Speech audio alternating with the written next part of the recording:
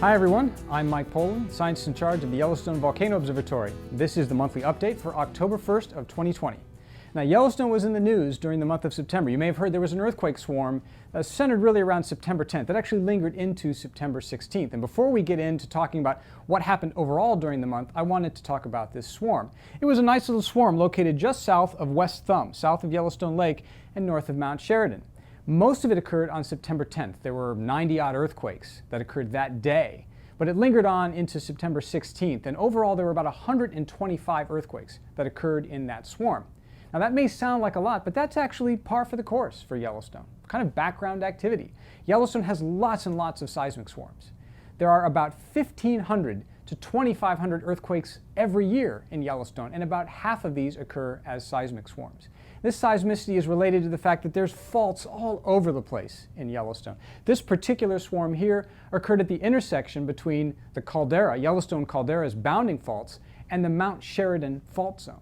So all of these faults, plus all that water moving around the surface, and the fact that the area is weak overall because of all the earthquake activity and magmatic activity over time, means that earthquake swarms are really common. These swarms are clusters of earthquakes in time and space, so rapid-fire sequences of earthquakes basically in the same general area. So they get a lot of notoriety when they happen, but they happen all the time in Yellowstone, and really that's sort of what Yellowstone does. In fact, in 2017, there was a 3-month-long swarm that included 2,400 earthquakes, and one day had 300 of them, the maximum of which was a magnitude 4.4. The maximum of this swarm on September 10th was a magnitude 2.8. So this is sort of what Yellowstone does, and these kinds of swarms happen all the time in Yellowstone.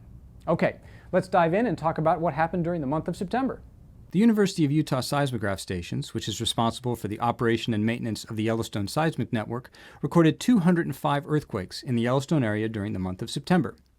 Most of the earthquakes were distributed through the region except for that swarm that we just talked about of 125 events south of West Thumb between September 10th and the 16th. And over 90 of these events occurred on September 10th alone, including the largest, a magnitude 2.8. But this sort of seismicity is very typical for the Yellowstone region, so seismicity remains at background levels. We've seen continued deformation patterns, that's ground motion patterns, over the past several years with very little change in the caldera. This is GPS data vertical deformation from the White Lake GPS station, which is on the east side of the caldera, the Sour Creek Resurgent Dome. Each one of these points, each one of these circles, is a single day's worth of data, and this plot spans the last 2 years. Downward trends indicate subsidence, and upward indicates uplift. So the overall trend during this 2-year period is subsidence, and this dates back to 2015, subsidence occurring of a couple of centimeters per year. That's about an inch per year or so. And there are small little seasonal changes that you can see here that happen during the summers. But overall, that subsidence pattern has been ongoing since 2015. The same is true on the western side of the caldera, where a GPS station near Old Faithful shows the same pattern, this gradual subsidence with little seasonal changes here and there, but gradual subsidence of a couple of centimeters, about an inch or so per year. At Norris, in the Norris Geyser Basin area, we haven't seen much in the way of deformation over the past couple of years. So we have mostly flat from late 2018 to late 2019, a small subsidence, and then mostly flat again since early 2020. So really at Norris, there certainly hasn't been any change since the beginning of this year. And finally, turning to geyser activity, we had 4 eruptions of Steamboat Geyser. This is a plot of the water temperature for the outflow channel of the geyser. Anytime you see a spike, that's a major geyser eruption. These normal oscillations are air temperature, meaning that there's no water in the channel.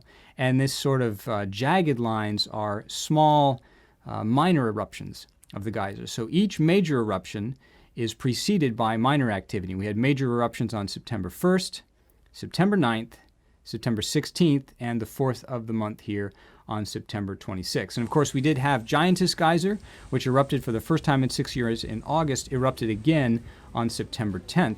So geyser activity in Yellowstone, as usual, remains spectacular. Well, that does it for the Yellowstone Volcano Observatory monthly update. Remember, if you have any questions, you can always email us at yvowebteam, that's all one word, at usgs.gov. Take care, stay healthy, stay safe, and we'll see you next month. Bye-bye.